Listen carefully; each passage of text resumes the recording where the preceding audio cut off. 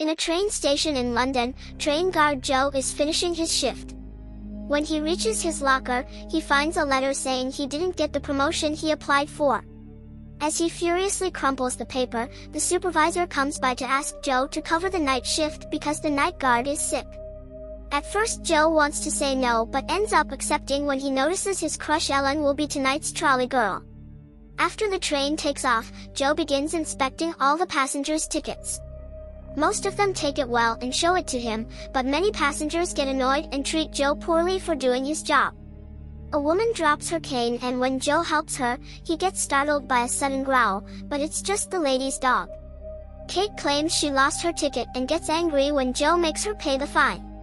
In a corner, Billy changes into more comfortable clothes. Joe sees that the bathroom door has a sign that says, "Out of order," and there's water coming out from it. When Joe bumps into Ellen, he finally tries asking her out, however Elle turns him down. The fact passenger Paul is staring makes it all more awkward.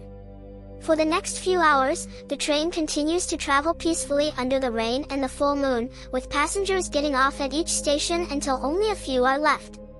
When it reaches the woods, a loud screech suddenly echoes in the cars and the train stops. Joe starts crossing the cars to learn what happened and sees a shadow behind a door, but when he's about to open it, he's startled by the speakers.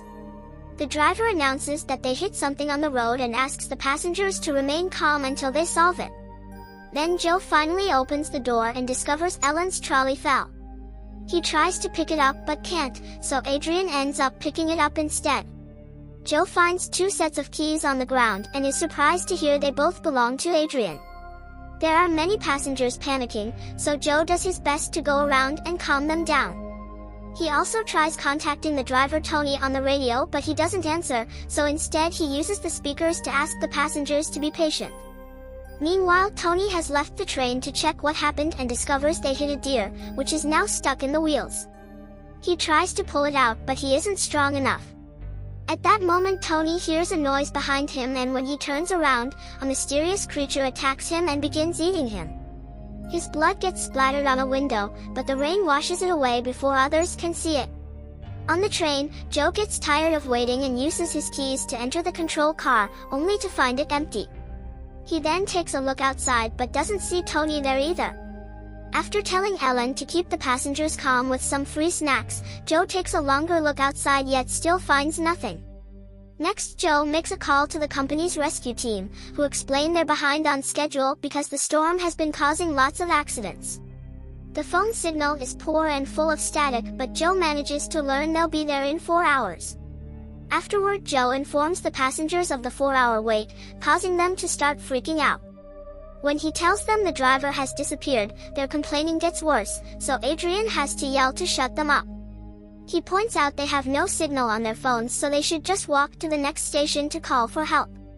Joe tries to explain it's dangerous and he could lose his job, but the passengers team up against him and he has no choice but to agree to be their guide.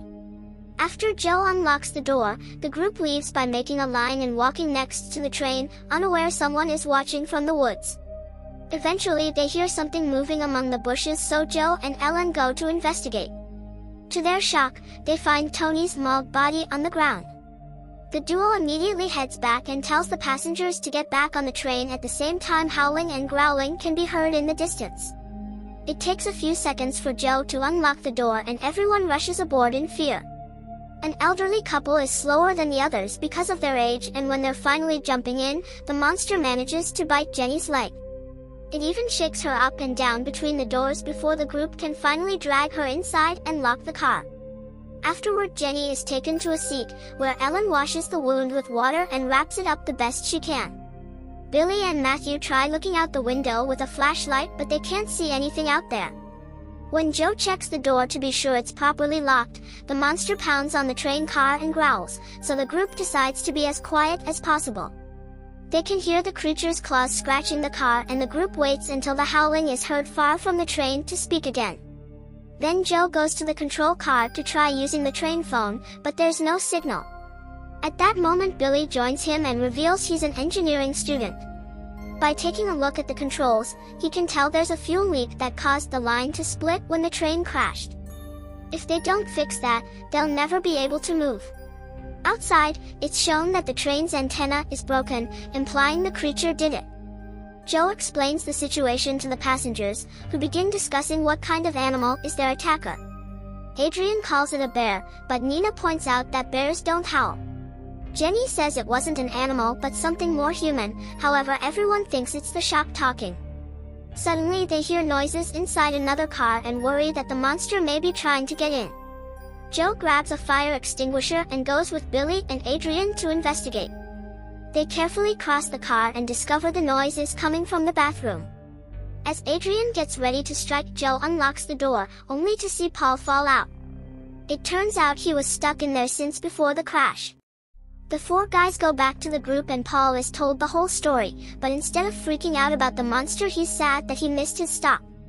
Sometime later they check on Jenny's wound and notice it's getting worse. She's also got a fever. Kate notices Nina is young and scared, so she talks to her to comfort her with some stories about her own daughter. Suddenly the creature starts pounding on the door again and then jumps on the roof, causing the train's lights to start failing. At that moment Nina's phone gets signal and she receives a call from her mother, but as she tries to ask for help, the creature bursts in through the window. It grabs Nina by the legs and drags her out as she screams, so Kate tries to grab her hand to help her. However, Matthew drags her back because she would have been captured as well. Then they hear the beast mauling Nina on the roof and her blood can be seen on the windows. Terrified, the group rushes to hide in another car and Kate freaks out because nobody wanted to save Nina. An argument ensues until Jenny's husband Ged yells to make everyone shut up and reminds them they must work together to survive. The train has a box of tools, so the passengers start working on barricading every entry point of the car with pieces from the train itself, like the seats. Time passes and everyone gets more depressed by the minute. Jenny and Kate realize they didn't know Nina's name and Jenny admits she was never able to have children even though she wanted to. In a corner, Adrian talks to Joe, explaining he has 2 sets of keys because he has a nice place for his family and a secret apartment for his naughty adventures. He believes in doing what's necessary to get by even if it isn't nice and asks Joe to team up with him to escape, leaving the weaklings behind. Before Joe can reply, Jenny pukes lots of blood and even 2 teeth. Another argument ensues on what to do, but it's interrupted when Joe notices Paul is missing. The barricade was moved and Adrian wants to put it back in place, however Joe and Billy convince him to give them a minute to find Paul. Joe goes into the other car and finds Paul stuck in the bathroom again. While Joe tries to open it, the bathroom light breaks and the beast comes inside from above to attack Paul. Joe has to step back when the door gets damaged during the mauling, and soon the blood is coming out of the resulting holes. He takes a quick look through a hole and is horrified to see Paul's dying body. Then he tries to go back to the other car, only to discover Adrian blocked the door. Speaking of Adrian, he hears the noise and decides to leave the train to save himself, so he removes the barricade on the boarding door. However, it's locked and Joe has the key. Back to Joe, he keeps on pushing the door while watching the monster approach him. When he's about to be attacked, the others finally open the door and drag Joe into the car before blocking the door again. While the group piles up as many things as possible, Adrian tries to break the window with the fire extinguisher to no avail. Unfortunately, the beast is too strong and breaks through the barricade, causing Ellen to freeze. Thankfully, Joe acts fast and moves her out of the way before the monster can hurt her. Then the creature tries going after Joe, and as it roars in his face, Ellen stabs it. The monster immediately turns to hit her and sends her flying, so the guys take the chance to jump on it from behind to start beating it up and stabbing it with any object available. Billy gets grabbed by the neck and pushed against the ceiling, only to be dropped when Adrian hits the creature's stab injury with the fire extinguisher. At that moment, Matthew comes through with a fire axe and starts hitting the monster over and over until it's finally dead. Kate has to pull Matthew back as he has a breakdown. Seconds later, the group takes a closer look at the creature and notice a ring on his finger. Like Jenny said, it looks very human-like, so Matthew concludes it's a werewolf. Adrian remembers that people who get bitten transform as well, and now everyone is wary of Jenny. While some of the passengers cover up the body, Ged tells the story of a train that got off the rails in this area many years ago. The authorities discovered many bodies missing and others mauled, but an explanation was never found. He concludes the werewolf killed them back then too. At that moment the beast wakes up and howls, so Joe immediately starts pounding its face with the fire extinguisher. In the forest, other werewolves hear the howl of their dying leader. Suddenly Jenny's face starts changing and she growls too. Adrian wants to kill her before she fully transforms, but Ged won't let him. The other passengers also push him back, but Adrian fights against their hold, refusing to give up. He breaks through and starts choking Jenny, so Joe punches him to knock him down. Then the group agrees to tie up both Adrian and Jenny using belts. Afterward they decide on a plan. Billy will try to fix the train and teaches Ellen what buttons to press to get them out of there as soon as the train reacts. Joe makes a speech through the speaker, trying to keep everyone's hopes up. Matthew and Billy get off the train and quickly find the leak. While Billy gets under the train to fix it, Matthew keeps watch.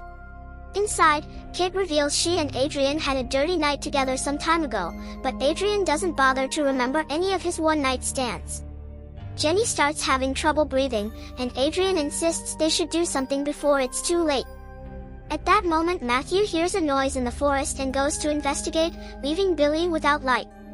In the forest, Matthew can hear Nina crying for help and follows her voice, only to find her body on top of a tree being devoured by a werewolf. Terrified, Matthew tries running away, however the werewolves soon surround him. He tries defending himself with his axe to no avail and the werewolves jump on him to eat him alive. In the train, everyone hears Matthew's screams as he dies, followed by a loud howl. Jenny freezes and Adrian keeps asking Kate to kill her. Billy finally fixes the train and the lights comes back, thus Joe and Ellen try to figure out the controls. Soon the werewolves approach the train, so Billy grabs the car and lifts his body to hide until the monsters go away. Unfortunately they appear at the front window and startle Ellen and Joe, who finally activate the train. Billy has to hold on the car again not to be left behind. Suddenly Jenny finishes transforming, so Kate rushes to release Adrian before Jenny breaks free with her new strength.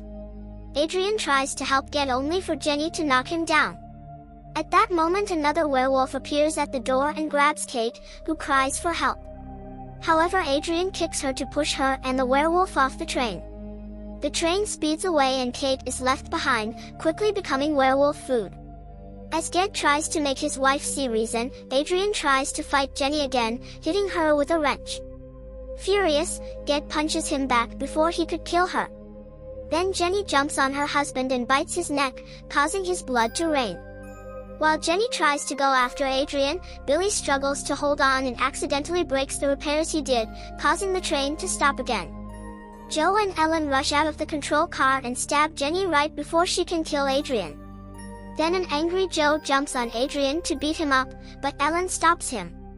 The werewolves use the chance to enter the train, so Joe and Ellen rush to lock the door.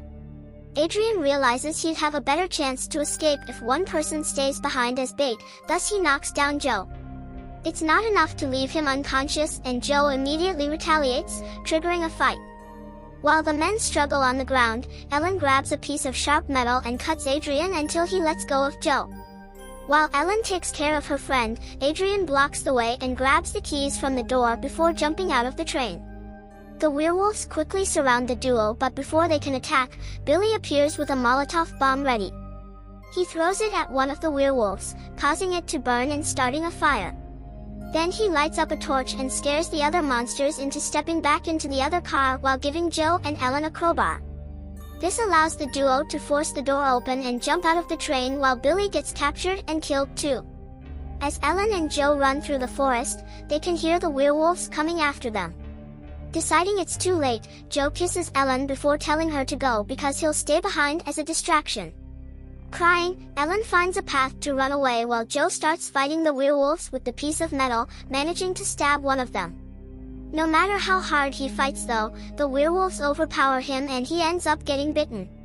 Moments later, Ellen makes it to the next train station with Joe's name tag in hand. Meanwhile Adrian continues to run through and finds some clothes in the ground. The werewolves suddenly surround him and the newly transformed Joe jumps to attack.